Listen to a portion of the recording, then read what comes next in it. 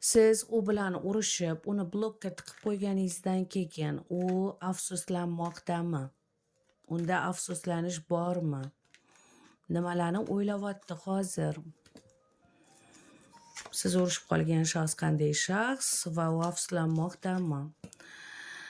Siz bilan, ya'ni urushib qolgan shaxs, siz uni blokka tiqib qo'ygan shaxs bilan sevgi munosabati, do'stlik munosabatida va judayam yaxshi suhbatlar, tanishuvlar orqali tanishgansizlar, suhbatlar qurgansizlar va hozirgi paytda sizlar judayam rostdan ham blokka tiqib qo'ygansiz. Hozirgi paytda отношения sovigan, ya'ni rostdan blokka tiqib qo'ygansiz udalik qilib.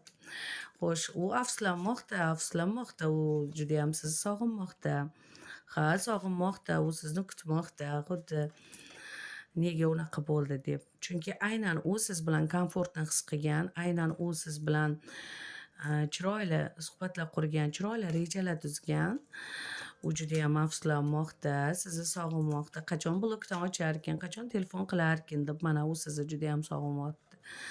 Judayam o'ylayapti, ishdayam, o'tirganidayam, turganidayam xayolidasiz. Voy, nega unaqa bo'ldi? Endi agar yarashib ketsam, endi boshqacha gaplashaman, endi yaxshi odatlarimni unga ko'rsataman. Yaxshi odatlarim unga ustupka qilaman degan fikrlar bilan, maqsadlar bilan. Albatta u harakat qiladi. Hatto siz blokdan ochib unga yozishni boshlasangiz, u siz bilan yana tezda yozishni boshlaydi.